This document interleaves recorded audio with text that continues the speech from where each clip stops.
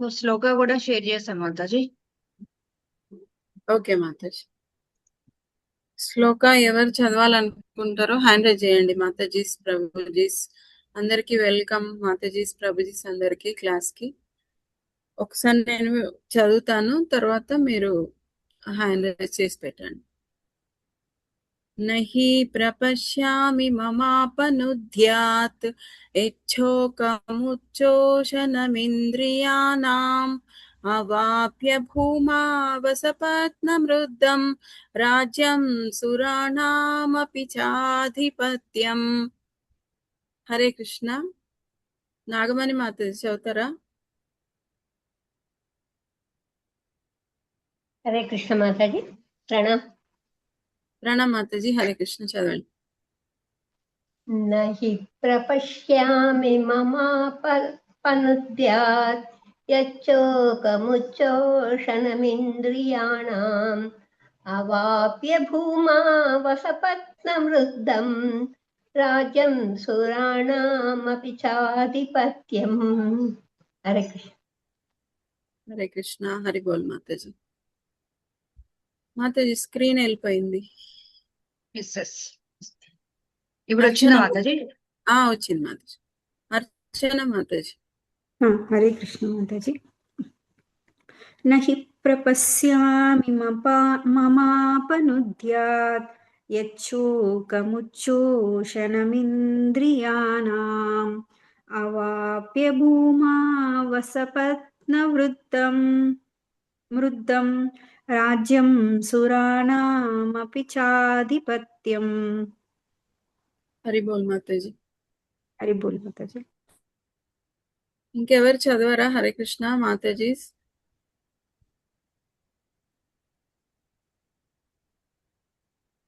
మాతాజీ అమృత్య శ్రీనివాస్ ప్రభు ఉన్నారు మాతాజీ, తీసుకోండి. ఓకే, శ్రీనివాస్ ప్రభుజీ చదవండి. హరే కృష్ణ మాతాజీ. హరే కృష్ణ ప్రభుజీ చదవండి.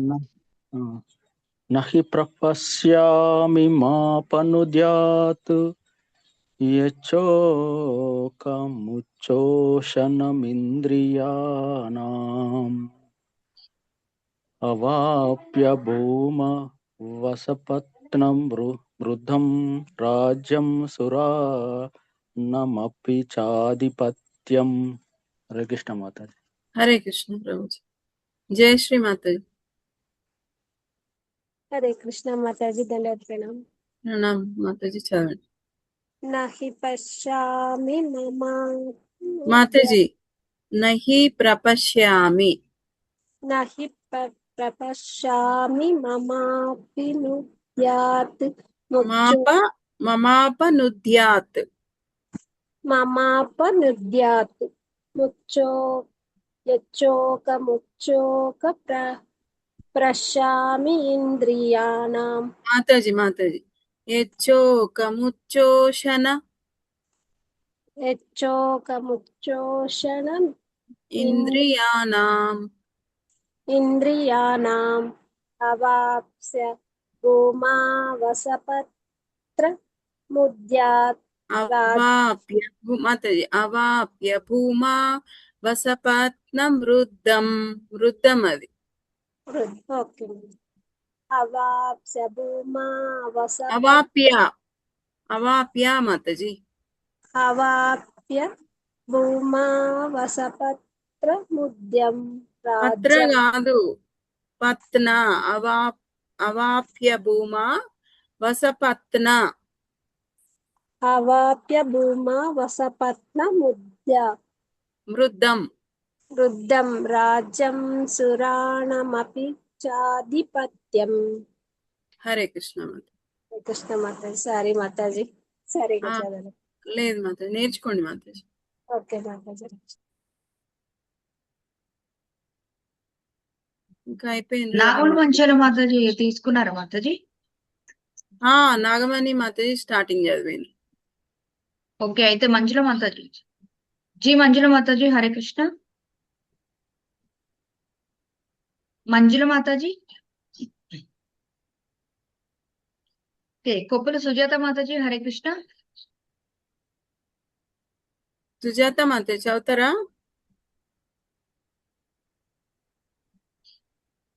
హరే కృష్ణ.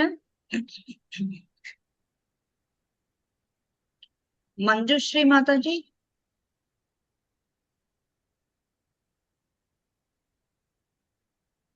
IQ00. హరే కృష్ణ. హరే కృష్ణ మాతాజీ. ఇందాక కొప్పుల సుజాతాన్ని పిలిచారా? చదవండి మాతాజీ శ్లోక. శ్లోక చదవమంటారా మాతాజీ? చదవండి మాతాజీ. ఒక నిమిషం మాతాజీ. హరే కృష్ణ. శ్రీల ప్రభుపాదులకి జై. నహి ప్రవశ్యామి మమాపనుజ్యాత్ యచ్చోకముచ్చోషణ మిభ్రియాణం అవాప్య భూమా వసవపత్న మృద్ధం రాజ్యం సురానామపి చాధిపత్యం. హరే కృష్ణ. హరే కృష్ణ. సరిపోయింది మాతాజీ. ఓకే మాతాజీ. ధన్యవాదాలు Satvik Mataji. Hare Krishna and Krishna. Prashanti Mataji. Hare Krishna.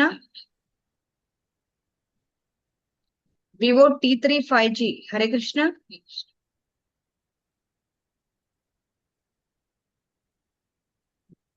Okay, next అనువాదం తీసుకోండి మాతాజీ.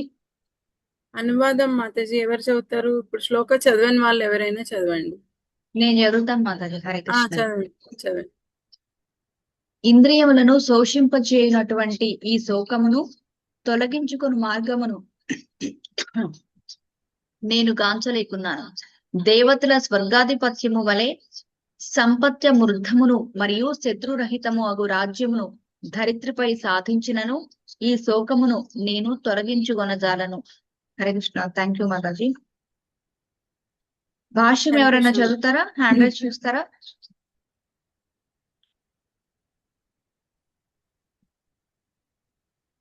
ఓకే, భాష్యం కూడా నేనే చదువుతాను Mataji. Hare Krishna. With your permission. అర్జునిష్ట చదవండి. మాతాజీ హ్యాండ్ రైజ్ చేస్తారు. అర్జునిష్ట మాతాజీ చదవండి మాతాజీ.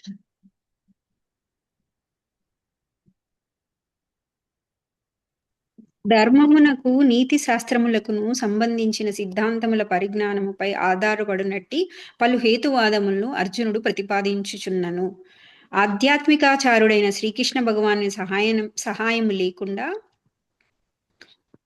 తన వాస్తవ సమస్యను అతడు పరిష్కరించు కొనజాలన్నట్టు తెలియచున్నది. తన జీవన మనుగడను వృధా చేయునట్టి క్లిష్ట సమస్యలను తొలగించుటకు తన నామమాత్ర జ్ఞానము నిరుపయోగమని అతడు గ్రహింపగలిగెను. అంతేకాకుండా శ్రీకృష్ణ భగవానుని వంటి ఆచార్యుని సహాయము లేకుండా అట్టి క్లిష్ట సమస్యలను పరిష్కరించుకొనుట అతనికి అసాధ్యముగా కనిపించుచున్నది. కేవలము పాండిత్యము, ఉన్నత పదవులు వంటివి జీవిత సమస్యల పరిష్కారమునకు ఉపయోగకరములు కాజాలవు. శ్రీకృష్ణుని వంటి ఆధ్యాత్మికాచార్యుడు మాత్రమే అట్టి సమస్యల పరిష్కారమునకు తోడ్పడగలడు. కనుక సారాంశమేమనగా 100% కృష్ణ చైతన్యవంతుడైన ఆధ్యాత్మికాచార్యుడే ప్రామాణికాచార్యుడు కాగలడు. ఎందుకనగా అట్టివాడే జీవిత సమస్యలను పరిష్కరింపగలడు. సాంఘిక స్థితితో ఎట్టి సంబంధము లేకుండా కృష్ణ చైతన్య విజ్ఞానమునందు నిష్ణాతుడైన వాడు మాత్రమే నిజమైన ఆధ్యాత్మికాచార్యుడని శ్రీ చైతన్య మహాప్రభు తెలిపియుండెను. కిభా విప్ర కిభాన్యాసి శూద్రకేనేనై ఏయి కృష్ణతత్వవేత్త సేయి గురు హోయ్. ఒక వ్యక్తి వేద జ్ఞానమునందు విద్యాంసుడైన విప్రుడైనను లేక హీన కుటుంబమునందు జన్మించిన వాడైనను సన్యాసాశ్రమమును స్వీకరించిన వాడైనను కృష్ణ విజ్ఞానమున నిష్ణాతుడైనప్పుడు మాత్రమే పరిపూర్ణుడును ప్రామాణికుడైన ఆధ్యాత్మికాచార్యుడు కాజాలడు. శ్రీ కృష్ణ చరితామృతము మధ్యలీల 8.128. కనుకని కృష్ణ చైతన్య విజ్ఞానం నందు నిష్ణాతుడు కాకుండా ఎవ్వరునూ ప్రామాణిక ఆధ్యాత్మికాచారులు కాజాలడు. వైదిక గ్రంథములందు కూడా ఈ విషయము ఇట్లు చెప్పబడినది.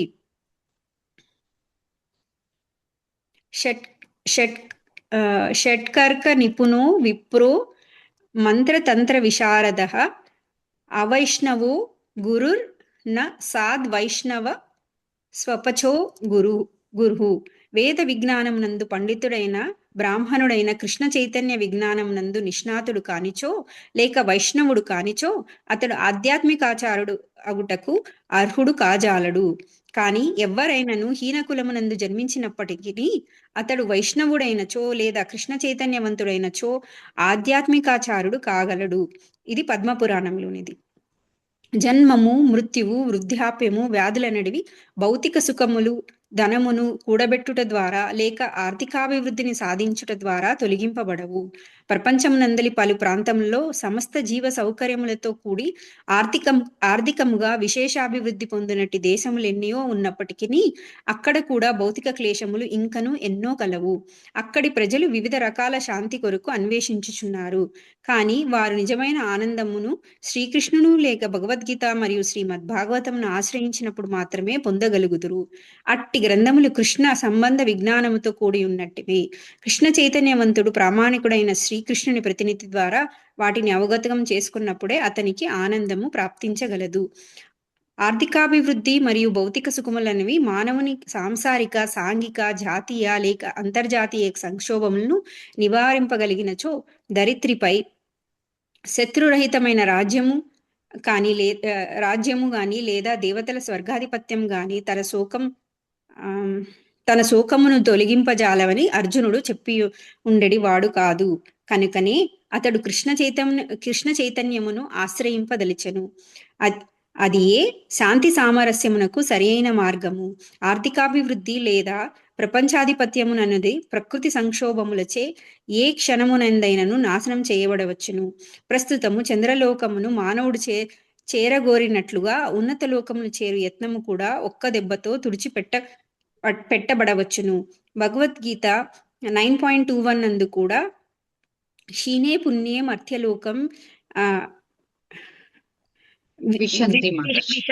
విశంతి పుణ్యకర్మల ఫలితములు క్షీణించినంతనే జీవితమునందలి ఆనంద శిఖరము నుండి అతిహీన స్థితికి జీవుడు పతనము చెందును అని చెప్పి ఈ విషయంను సమర్థించుచున్నది. అట్లు ప్రపంచమునందలి పలువురు రాజకీయ నేతలు పతనం చెంది ఉన్నారు. అట్టి పతనములు మరియు అధిక శోకమునకు కారణములగుచున్నవి. కనుక దుఃఖములను పూర్తిగా తొలగింపదలుచుకున్నచో అర్జునుడి వలె మనం కూడా శ్రీకృష్ణుని ఆశ్రయించవలను. కనుకనే అర్జునుడు తన సమస్యలు నిశ్చయముగా పరిష్కరింపుమని శ్రీకృష్ణుని అర్థించెను. అది ఏ కృష్ణ చైతన్య మార్గము. హరి బోల్ Mataji. Thank you so much Mataji. Hare Krishna. Hare Krishna Mataji. Thank you Mataji. Mataji, మనం నిన్న శ్లోకాల మనం ఏం తెలుసుకున్నాం ఒక్కసారి డిస్కషన్ చేసి ఈ రోజు శ్లోకాకి వెళ్దాం మాతాజీ. అందరికి నిన్న శ్లోకాల అర్జునుడు ఏమన్నాడు? కార్పణ్య దోషోపహత స్వభావ అంటే ఏమంటున్నాడు అర్జునుడు ఇక్కడ? కృపణత్వ దోషం వల్ల నా స్వభావము బలహీనమైపోయింది అని చెప్తున్నాడు. ఇక్కడ మనకి నిన్న మాతాజీ ఎక్స్ప్లెయిన్ చేసిండ్రు కదా కృపణుడు అంటే. కృపణుడు అంటే ఎవరు మాతాజీ? హరే కృష్ణ, ఐడియా ఉందా మాతాజీ? హరే కృష్ణ మాతాజీ, నిన్న చాలా వివరంగా చెప్పిండ్రు కదా కృపణుడు అంటే, బ్రాహ్మణుడు అంటే. హరే కృష్ణ, నా వాయిస్ వినొస్తుందా? హరే కృష్ణ. హరే కృష్ణ మాతాజీ. కృపణుడు బ్రాహ్మణునికి వ్యతిరేకంగా ఉంటాడని చెప్పింది. వ్యతిరేకంగా ఉంటాడని చెప్పింది మాతాజీ. కానీ కృపణుడు అంటే ఎవరు? కృపణుడు అంటే భౌతిక ప్రపంచంలో ఉండేవాడు అండ్ నేనే అని అనుకునేవాడు. మొత్తం నేనే చేయగలను అని చెప్పేసి చెప్పేవాడు మాతాజీ. కృపణుడు అంటే నార్మల్ గా అంటే భౌతిక దృష్టితోటి చూస్తేనేమో మనము కృపణుడు అంటే లోబి అని, పిసినారి అని అర్థం. కానీ ఆధ్యాత్మిక దృష్టిలో చూస్తే కృపణుడు అంటే ఏంటిదంటే మనుష్య జన్మ అన్నది, అంటే మనకి మనుష్య జన్మ అన్నది అమూల్యమైనది. ఆ అవకాశాన్ని కేవలం భౌతిక సుఖాల కోసం మాత్రమే ఉపయోగించి ఆత్మ సాక్షాత్కారం పొందకుండా జీవించేవాడు కృపణుడు. అంటే ఇప్పుడు ఇందాక మీరు చెప్పినట్టు ఈ భౌతిక సుఖాలు, ఈ ఇంద్రియ అంటే జన్మ, మృత్యు, జర, వ్యాధి వీటి కోసం మాత్రమే జీవిస్తాడు. అటువంటి వాళ్ళను కృపణులు అంటారు. ఈ జీవితం ఈ శరీరం అంతా కూడా ఇదే సర్వస్వం అని చెప్పేసి బ్రతుకుతాడనమాట కృపణుడు అనే. ఇప్పుడు భగవంతుడు మనకి ఏంటిది జ్ఞానము విచక్షణ ఇవన్నీ భగవంతుని తెలుసుకునే శక్తి మనకు భగవంతుడు ఇచ్చిండు. కానీ వాటిని ఉపయోగించుకోకుండా కేవలం దేనికోసం బతుకుతాడు? తినడం, నిద్రించడం, భయం, ఇంద్రియ సుఖాల కోసమే జీవిస్తాడు కృపణుడు. ఇది మెయిన్ పాయింట్ కదా మనకు కృపణుడు గురించి నిన్న.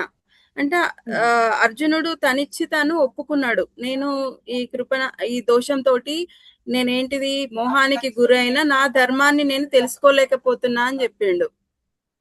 1 minute మాతాజీ. ఆశు బయటికి వెళ్ళు.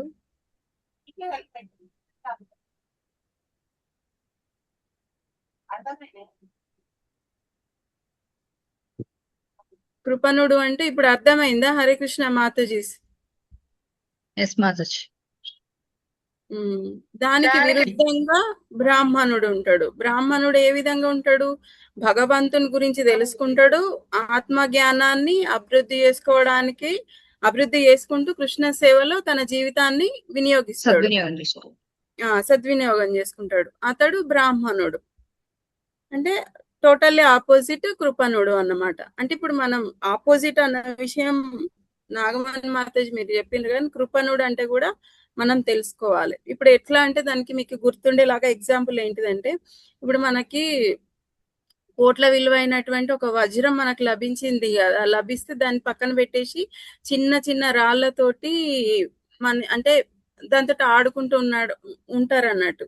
ఎట్లా అంటే ఇప్పుడు మనకి మానవ జన్మ ఎంతో పుణ్యం చేసుకుంటే గానీ మనకి మానవ జన్మ అన్నది లభించదు. ఈ మానవ జన్మాన్ని లభించినాక దీన్ని పక్కకు పెట్టి భౌతిక సుఖాల కోసం వెంపర్లాడుతుంటాం కదా, అందుకనే అటువంటి వాళ్ళని కృపణుడు అని చెప్పేసి అంటారు. అర్థమైందా? ఇప్పుడు ఈ మానవ జన్మ అన్నది ఊరికే రాదు, ఎన్నో మనం పుణ్యం చేసుకుంటే మనకి ఈ మానవ జన్మ లభిస్తుంది.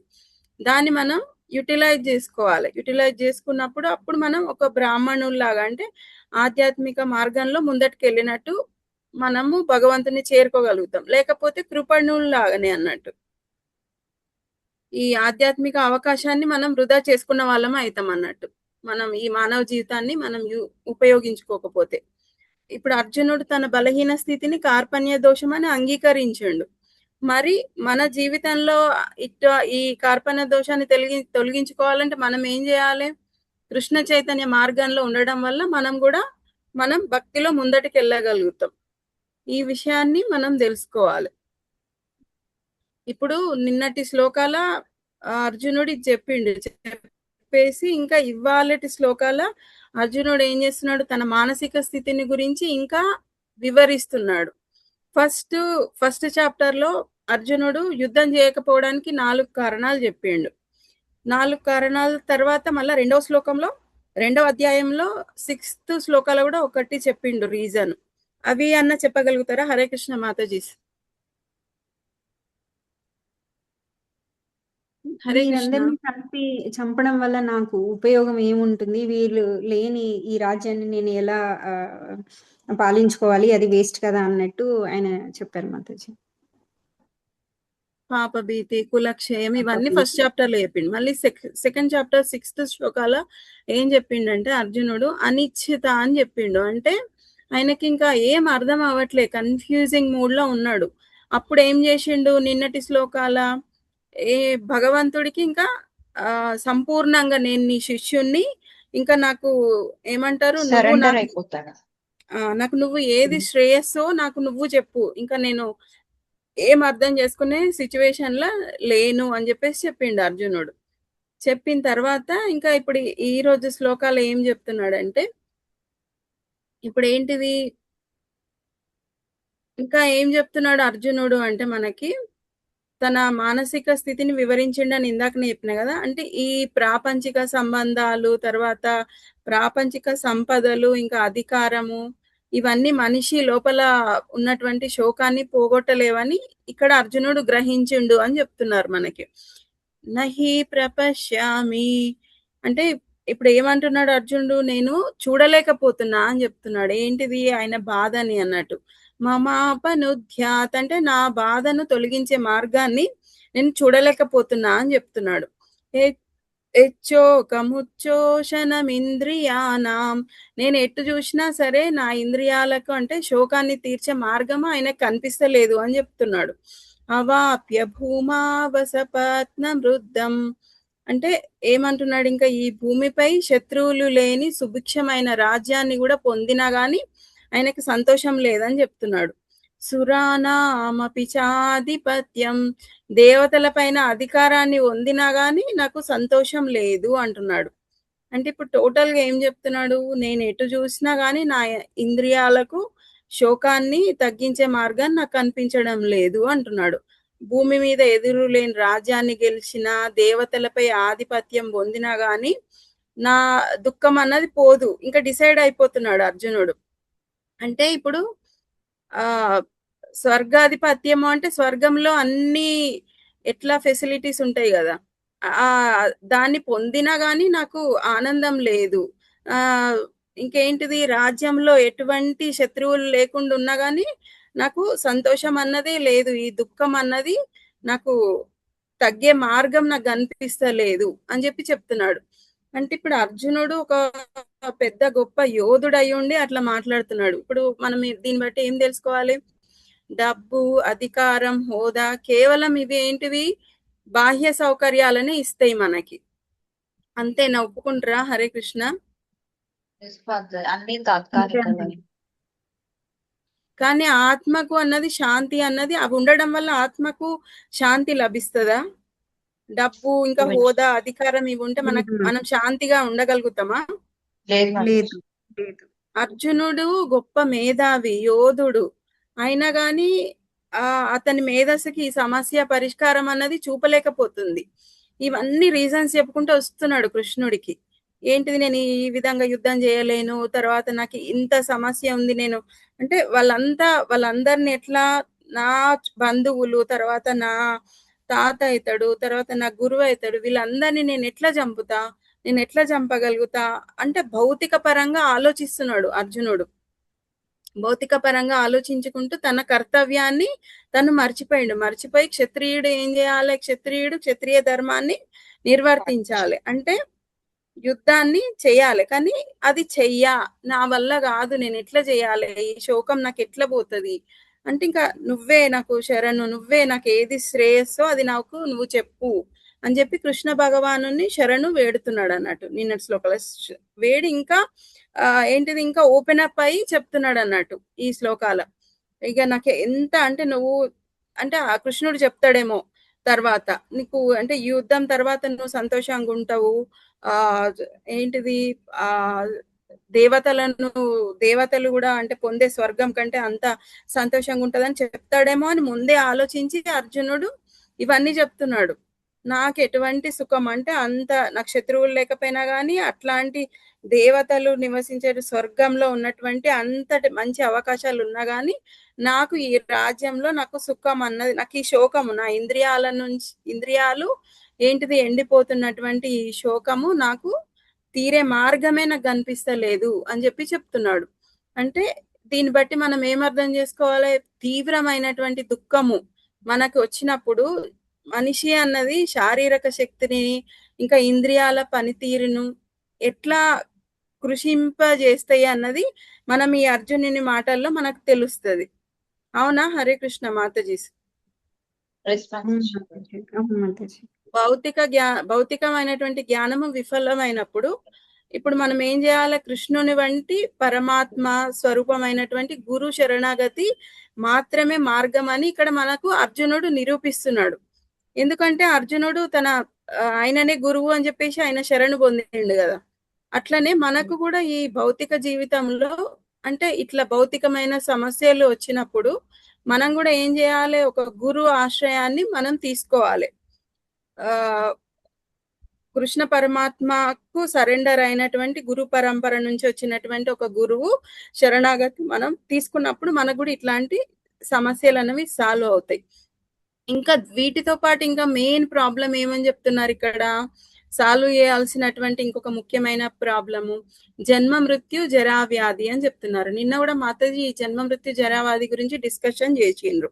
ఇప్పుడు జన్మ మృత్యు జరా వ్యాధి అన్నది మామూలుగా అంటే ఒక్కొక్క దగ్గర ఒక్కొక్క ప్రాబ్లం ఉంటది. ఒక దగ్గర పొల్యూషన్ ప్రాబ్లం, ఒక దగ్గర వాటర్ ప్రాబ్లం, ఒక దగ్గర ఇంకో ప్రాబ్లం. కానీ టోటల్ మొత్తం అందరికీ కలిపినటువంటి ఒకే ఒక ప్రాబ్లం ఏంటిది? జన్మ, మృత్యు, జరా, వ్యాధి. ఈ జన్మ, మృత్యు, జరా, వ్యాధి అన్నది అదే దీనికి ఏదైనా మెడిసిన్ ఉందా మాతాజీ? ఎవరైనా సైంటిస్టులు కనుక్కుంటున్నారా? అంటే దీన్ని సాల్వ్ చేయడానికి దీన్ని ఎవరైనా No. తీర్చగలరా? No, Mataji. లేదు మాతాజీ. మరి దీనికి పరిష్కారం ఏంటిది? సో మనిషి మనం తన గుర్తు చేసి ఈ శరీరం కాదు మనది ఆత్మ అనేది తను రియలైజ్ అయితేనే దానికి విముక్తి దొరుకుతుంది. ఎస్ మాతాజీ. మనం ఎవరం అంటే మనం ఆత్మలం. అంటే ఇప్పుడు ఆత్మకి ఏది ఇష్టమో ఆ పనులు మనం చేసుకుంటూ వెళ్తే ఆధ్యాత్మిక మార్గంలో వెళ్తేనే ఈ ప్రాబ్లం కి సొల్యూషన్ అనేది దొరుకుతుంది. మనం ఏంటిది భగవంతుని దగ్గరికి చేరుకోగలుగుతాం. లేకపోతే ఇదే రొటీన్ అవుతా ఉంటది. జన్మ, మృత్యు, జరా, వ్యాధి. అసలు ఈ భౌతిక ప్రపంచమే ఒక ప్రాబ్లము. ఆ ప్రాబ్లం అనుకున్నప్పుడు మళ్ళీ మనం అందులో పుట్టినప్పుడు ఏంటిది ఈ సత్వ రజో తమో గుణాల వల్ల మనం ఇంకా ఈ కోరికల మూలకంగా ఇంకా మనం ఈ కర్మ బంధనాలలో చిక్కుకుంటూనే ఉంటాం. అది తగ్గిపోవాలి అంటే మనం ఏం చేయాలంటే మనం ఆత్మ స్వరూపులం అని తెలుసుకొని ఆత్మ ఏ విధంగా అంటే ఆల్రెడీ ఆత్మ అన్నది ఏంటిది భగవంతుని దగ్గర నుంచి వచ్చినటువంటి మమైవాంశో జీవలోకో జీవభూత సనాతన అని తెలుసుకున్నాం కదా. ఆత్మలో మనం భగవంతుని దగ్గరికి వెళ్ళి వచ్చినాం. మళ్ళీ మనం అక్కడికి వెళ్తేనే మనకి ఈ ప్రాబ్లం అన్నది సాల్వ్ అవుతుంది. అంటే భక్తి చేయడం వలన మనం ఆధ్యాత్మిక హరే కృష్ణ భక్తి చేయడం వలన హరే కృష్ణ మాతాజీ మ్యూట్ లో ఉన్నారా అందరూ? ఆధ్యాత్మిక ఓకే మాత భక్తి చేయడం వల్ల మనం ఆధ్యాత్మిక ధామానికి వెళ్ళిపోతాం, మోక్షం లభిస్తుంది. దీనివల్ల మొత్తం ప్రాబ్లం అన్నది సాల్వ్ అవుతుంది. అంటే మనం ఒక కృపణుల్లాగా కాకుండా ఒక బ్రాహ్మణులాగా ఉండాలి. ఉన్నప్పుడు మనం ఈ ప్రాబ్లం నుంచి మనం తప్పించుకోగలుగుతాం. నేను ఇప్పుడే చెప్పిన కదా ఈ భౌతిక జగత్ అంటేనే నిజంగా ప్రాబ్లమ్స్. ఇది మనం ఎప్పుడు గుర్తు పెట్టుకోవాలి. ఇప్పుడు భగవంతుడు ఏం చెప్తున్నాడంటే మనకి జన్మ మృత్యు జరా వ్యాధి దుఃఖ దోషాను దర్శనం అంటే ఏమంటున్నారంటే భగవంతుడు ఇక్కడ ఈ జన్మ మృత్యు జరా ఈ దోషాలను మనం అనుక్షణం అన్నది మనం గుర్తు పెట్టుకోవాలంట. ఎందుకోసం అంటే మనం మర్చిపోయినాం అనుకోండి, మర్చిపోతే ఈ భౌతిక జగత్తులో మనం ఎంజాయ్ చేయాలనుకుంటామంట. ఎంజాయ్ చేస్తే ఏమైతుంది ఈ భౌతిక జగత్తు కఠినమైనది, ఒక జైలు లాంటిది అనే విరక్తి అనేది మన లోపల కలగకపోతే మనకు ఏమవుతుందని చెప్తున్నారు ఇక్కడ. ఎంజాయ్ చేయడం వలన ఏంటిది కర్మ బంధనంలో మళ్ళీ చిక్కుకపోతాం. మళ్ళీ మళ్ళీ జన్మ ఎత్తడం, మళ్ళీ దుఃఖాలు అనుభవించడం, ఇదే ఇంకా రిపీట్ అవుతూ ఉంటది. అందుకనే మనము ఎప్పుడైనా గాని ఈ భగవంతుడే చెప్తున్నాడు మనకి ఇది జన్మ మృత్యు జరా వ్యాధి దుఃఖ దోషాను దర్శనం అనుక్షణం గుర్తుపెట్టుకోవాలి. మనం ఈ భౌతిక జగత్తు అన్నది చాలా కఠినమైనది, ఇది జైలు లాంటిది అన్న విరక్తి మన లోపల ఎప్పుడు గుర్తుకుండాలి. గుర్తుకుండడం వలన మనం ఏంటిది ఆధ్యాత్మికంగా మనం భగవంతుడికి దగ్గర అవ్వాలి. మళ్ళీ మనం మళ్ళా జన్మ తీసుకోవద్దు, ఇట్లాంటిది మనకి గుర్తుకుంటది. లేకపోతే మనం మళ్ళీ ఎంజాయ్ చేయాలనుకుంటాం ఈ భౌతిక మళ్ళీ కర్మ బంధనాలలో చిక్కుకొని పోతాం. ఇప్పుడు ఏంటిది మనకి ఇది రెండు అంటే మనం భగవద్ధామానికి వెళ్ళాలంటే మనం ఏం చేయాలని చెప్తున్నారంటే 2 కర్తవ్యాలు నిర్వర్తించాలి అని చెప్తున్నారు. ఏంటివి ఆ 2 కర్తవ్యాలంటే ఒకటేమో ఈ భౌతిక కర్తవ్యం, ఇంకొకటేమో ఆధ్యాత్మికమైనటువంటి కర్తవ్యం. భౌతిక కర్తవ్యం అంటే దేనికి సంబంధించింది? శరీరానికి సంబంధించింది, మన శరీరానికి. ఆధ్యాత్మిక కర్తవ్యం అంటే ఆత్మకు సంబంధించింది. 2 మనం బ్యాలెన్స్ చేసినప్పుడే మనం భగవద్ధామానికి చేరుకోగలుగుతాం. ఇప్పుడు ఇంకా నేను మనం ఆత్మలము, శరీరం కాదు, నాకు సంథింగ్ ఏదన్నా ఫీవర్ వచ్చింది, ఏదో అయింది, ఈ శరీరం ఎప్పటికైనా కానీ అందరు చనిపోతున్నారు, నేను కూడా చనిపోతా, నేను ట్రీట్మెంట్ తీసుకోను, నేను హాస్పిటల్కి వెళ్ళా, అట్లా అంటే నడుస్తుందా? హరే కృష్ణ మాతాజీస్. వెళ్ళాల్సింది హాస్పిటల్ వెళ్ళాలి, హాస్పిటల్ కి వెళ్ళాలి. వెళ్తే ఏంటిది ఈ శరీరం కూడా మనకు అవసరమే. ఈ శరీరం తోటే మనం భగవద్ధామానికి చేరుకోగలుగుతాం. ఈ శరీరానికి సంబంధించినటువంటి ఈ భౌతికమైనటువంటి కర్తవ్యాలను నిర్వర్తించుకుంటూ మనకి ఈ శరీరానికి సంబంధించిన బాధ్యతలను కూడా నిర్వర్తించుకుంటూ అంటే మన కుటుంబం, పిల్లలు, మన పని, మనదంతా చేసుకుంటూ కూడా మనం ఏంటిది ఈ భౌతిక శరీరం అన్నది దేనికి అవసరం? భగవంతుణ్ణి మనం ఈ కళ్ళతోటి చూడడానికి మనకి శరీరం కావాలి, భగవంతుణ్ణి ధ్యానించడానికి మనకి శరీరం కావాలి, ఇంకేంటిది మనం భగవంతుణ్ణి చాంటింగ్ చేయడానికి చేతులు మనకి చాలా అవసరం.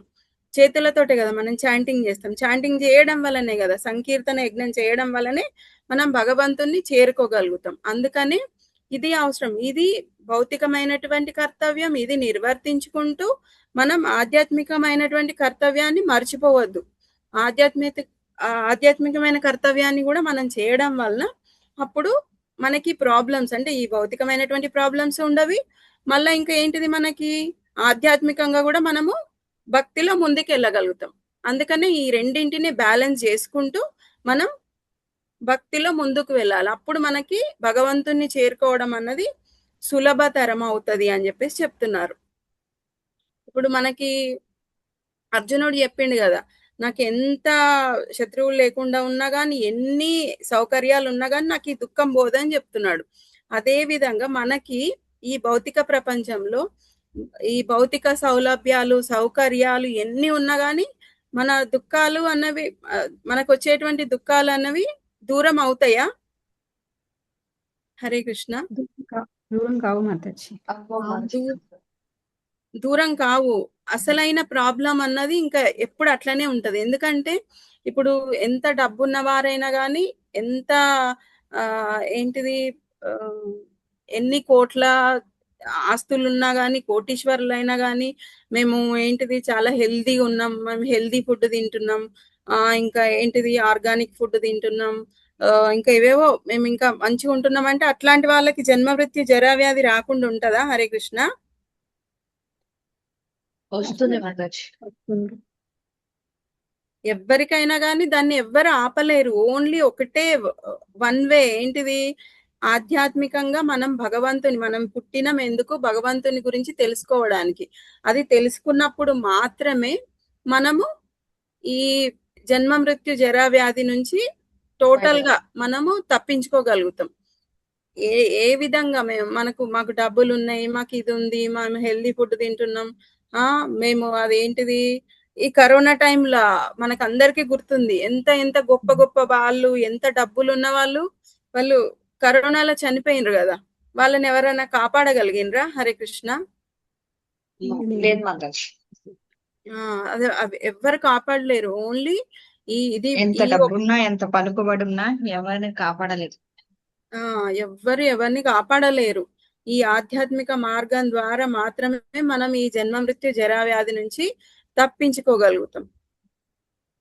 ఇంకా దీనికి ఎగ్జాంపుల్స్ అంటే ఏం చెప్తున్నారంటే, కొంతమందికి చాలా డబ్బు ఉంటది, ఇంకేంటిది మంచి 3 BHK ఒకటి హౌస్ ఉంటది, తర్వాత ఏసీ రూమ్లు ఉంటాయి, కూర్చున్న వాళ్ళకి అట్లున్నా కానీ అందులో వాళ్ళు కూర్చున్నా వాళ్ళు దుఃఖంతోటే ఉంటారు.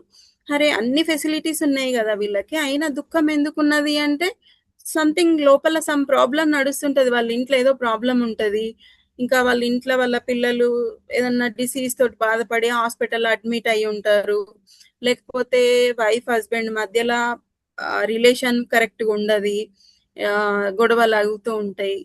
అంటే ఈ డబ్బులు ఉన్నంత మాత్రాన ఇట్లాంటి ప్రాబ్లమ్స్ అన్నవి రాకుండా ఉండవు కదా. అట్లాంటి ప్రాబ్లమ్స్ ఉన్నప్పుడు ఎన్ని సౌకర్యాలు ఉన్నా కానీ వాళ్ళు బాధతోటే కూర్చొని ఉంటారు, ఏడుస్తూనే ఉంటారు. అంటే ఇప్పుడు మనకి దీన్ని బట్టి మనం ఏం తెలుస్తుంది, మనకి ఎంతటి 5 స్టార్ సౌకర్యం వచ్చినా గానీ భౌతిక జగత్తులో ఉన్నటువంటి ప్రాబ్లమ్స్ నుంచి మనం దూరం వెళ్ళలేము ఎప్పటికీ కూడా. అంటే మనం ఏమనుకుంటామంటే ఎంత సౌకర్యాలు పెంచుకుంటే, ఎంత డబ్బు ఎక్కువగా ఉంటే అంత హోదా అన్నది మనకుంటే తక్కువ ప్రాబ్లమ్స్ వస్తాయి అని చెప్పేసి సుఖంగా ఉంటామని అనుకుంటాం మనం, జస్ట్ అంతే. కానీ అవి మాత్రం డబ్బు ఉన్నా ఇంకా ఏది ఉన్నా కానీ ప్రాబ్లమ్స్ అన్నవి ఎప్పుడు ఏ విధంగా వస్తాయి అన్నది మనం ఊహించలేము. ఏదో ఒక రూపకంగా మనకి అంటే మన కర్మానుసారంగా మనకి వస్తూనే ఉంటాయి ప్రాబ్లమ్స్. ఈ భౌతిక స్థాయిని పెంచుకొని సౌకర్యాలను పెంచుకొని మా సుఖంగా ఉంటాము అని చెప్పేసి అన్నది వాస్తవం కాదు అని చెప్పేసి చెప్తున్నారు ఇక్కడ. అంటే ఏంటిది, ఇప్పుడు మనము అనుకునేది ఏంటిది ఒక రకము, ఇక్కడ జరిగేది ఒక రకము. మామూలుగా క్యాజువల్ గా అందరు అనుకుంటారు కదా, ఈ భౌతికమైనటువంటి ఈ సౌకర్యాలు, ఈ డబ్బు ఇవి ఉంటే మాకు ప్రాబ్లమ్స్ ఏమి ఉండవు అని చెప్పేసి అనుకుంటారు చాలా మంది. కరెక్టా కాదా హరే కృష్ణ? అవును మాతాజీ. Yes, కానీ ఆ మాతాజీ. ప్రాబ్లమ్స్ అనేవి ఎప్పటికీ సాల్వ్ అవ్వవు. అంటే డబ్బులున్నా మనకేంటిది ఆత్మతృప్తి అన్నది ఉంటేనే మనం సంతోషంగా ఉండగలుగుతాం. ఆ ఆత్మతృప్తి అన్నది దేని ద్వారా వస్తుంది మనకి? ఆధ్యాత్మికంగా అంటే మనము ముందుకు వెళ్ళినప్పుడే మనకి ఈ ఆత్మతృప్తి అన్నది కలుగుతుంది. ఇన్ని రకాలైనటువంటి ప్రాబ్లమ్స్ అంటే ప్రభుపాదులు చెప్తున్నారు మనకి ఏ విధంగా కానీ మనకి తీరవు. ఓన్లీ కృష్ణ చైతన్యం ద్వారా మనము భక్తిలో ముందుకు వెళ్ళినప్పుడు మాత్రమే మనకి ఇట్లాంటి ప్రాబ్లమ్స్ అన్నవి సాల్వ్ అవుతవి అని చెప్పి చెప్తున్నారు. ఈ ప్రాబ్లమ్స్ అనుకోకుండా ఎప్పుడన్నా రావచ్చు, ఊహించుకోలేము మనము.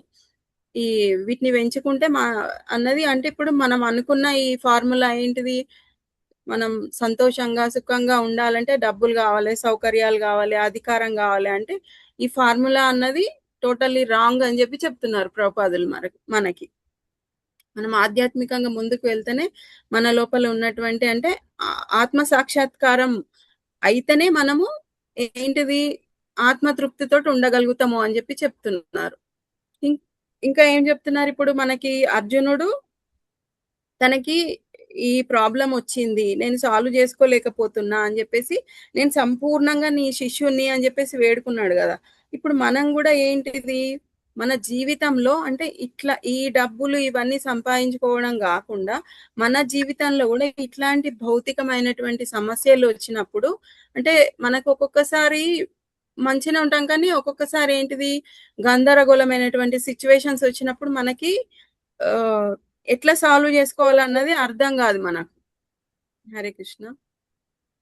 అర్థం కాదు మనకి. అర్థం కానప్పుడు ఏంటిది మనము మనకి కూడా దివ్య జ్ఞానం అవసరము.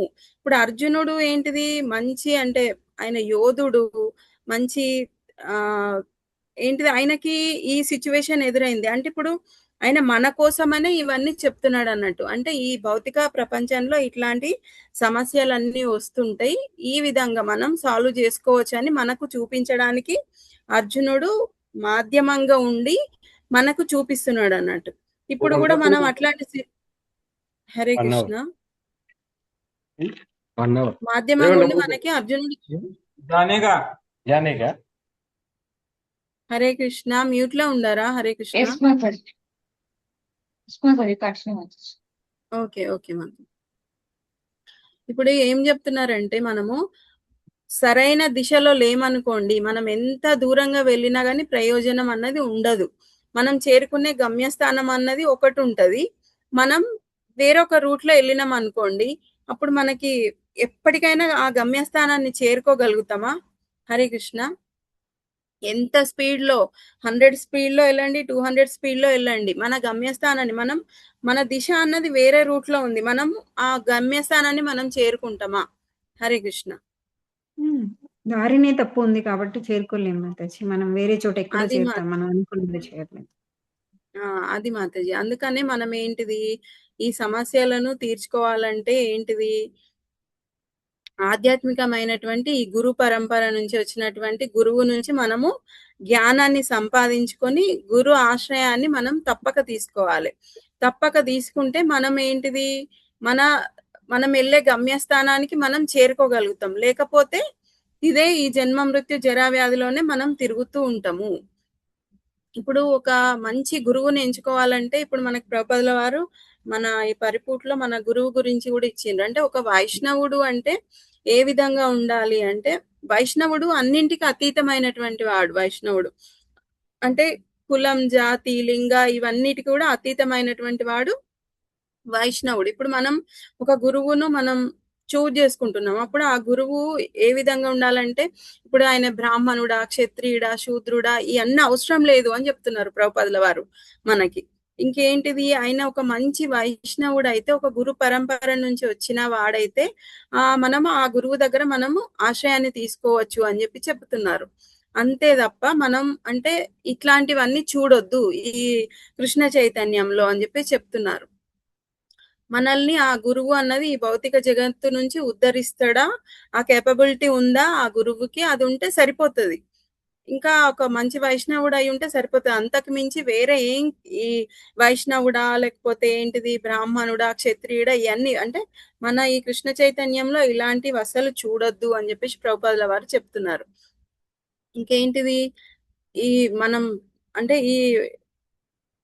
మన ఈ కృష్ణ చైతన్యంలో ఇది చాలా పెద్ద తప్పు అని చెప్తున్నారు. అంటే ఏంటిదంటే కులం గురించి కానీ జాతి గురించి కానీ మనం చర్చించడము, అది అంటే దాని గురించి ఆలోచించడం అన్నది పెద్ద అపరాధం అని చెప్తున్నారు అన్నట్టు మనకి. అందుకనే మనం ఆ గురువులో ఉన్నటువంటి క్వాలిటీస్ ఏంటి, మనల్ని ఈ భౌతిక జగత్తు నుంచి గురువు ఉద్ధరిస్తాడా లేదా, తర్వాత ఒక మంచి గురు ప్రామాణిక పరంపర నుంచి వచ్చినటువంటి గురువా లేదా, ఇవి మాత్రమే చూసుకోవాలి. ఇంకా వేరేటి అన్నవి చూడొద్దు, వేరేటి చూస్తే పెద్ద అపరాధం అవుతుంది అని చెప్పేసి చెప్తున్నారు. ఇంకేంటిది గురువు గురించి మనం ఏ విధంగా ఆలోచించాలని చెప్తున్నారు. ఆయన గురువు సామాన్యమైన అంటే మన లెక్క సామాన్యమైనటువంటి వాడు కాదు గురువు అని, అంటే మనలాగా సామాన్యుడు అని అనుకోవడం కూడా చాలా పెద్ద తప్పు. గురువు అంటే ఎవరు, ఇప్పుడు భగవంతుని ప్రతినిధి. ఆయన మనల్ని ఈ భౌతిక జగత్తు నుంచి ఉద్ధరిస్తారు. ఆయనను మనతో ఈక్వల్ గా మనతో సమానం అని కూడా భావించడం పెద్ద తప్పు అని కూడా చెప్తున్నారు. ఇంకొక విషయం ఏం చెప్తున్నారు, అర్చ విగ్రహాలు ఉంటాయి కదా, అర్చ విగ్రహాలు కూడా కేవలం విగ్రహం అనుకోవడం కూడా చాలా పెద్ద తప్పు. ఎందుకంటే ఇప్పుడు విగ్రహాలు నేను చెప్పినప్పుడు కూడా చెప్పిన ఏంటి ప్రతిస్పందిస్తాయి మనకి, మనము చేసేటువంటి అంటే మనం వాటితోటి రెసిప్రొకేట్ అయ్యే విధానాన్ని బట్టి మనకు ప్రతిస్పందిస్తాయి. అందుకని మనం జస్ట్ ఇది విగ్రహము మాత్రమే, ఇది భగవంతుడు కాదు అన్న భావన కూడా మన లోపల మనం పెట్టుకోవద్దు. గురువును కూడా ఈయన సామాన్యుడే, నేను ఏ విధంగా సామాన్యున్నా అదే విధంగా సామాన్యుడు అన్న భావన కూడా మనం పెట్టుకోవద్దు. ఇవి చాలా ఘోరమైనటువంటి అపరాధాలు మన ఈ వైష్ణవ సాంప్రదాయంలో అని చెప్పి చెప్తున్నారు. ఇవి ఇవి ఇవి ఎప్పటికీ కూడా మనము డిస్కషన్ చేయొద్దు. ఒక శుద్ధ వైష్ణవుని దగ్గర మనకు కూడా అంటే ఇప్పుడు అర్జునుడు మనకు మాధ్యమంగా ఉండి ఇవన్నీ మనకు చూపిస్తున్నాడు అన్నమాట.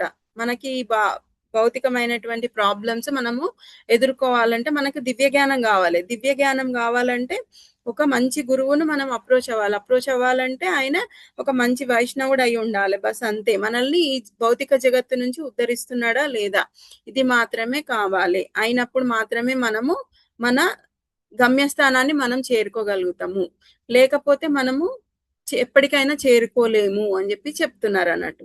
ఇది మనం ఈ రోజు శ్లోకాలు తెలుసుకోవచ్చు మాతాజీ.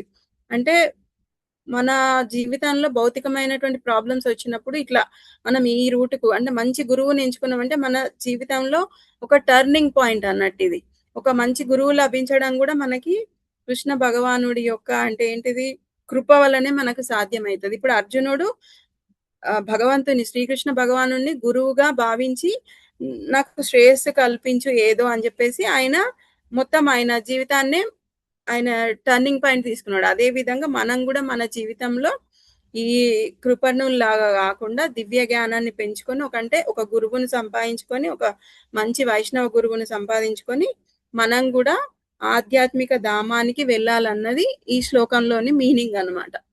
హరే కృష్ణ. హరే కృష్ణ. అర్థమైందా మాతాజీ? ఎస్ మాతాజీ, అర్థమైంది మాతాజీ. మాతాజీ నచ్చిన పాయింట్స్ ఏమన్నా ఉంటే చెప్తారా, షేర్ చేస్తారా? రికార్డింగ్ స్టాప్ చేస్తాం. మాతాజీ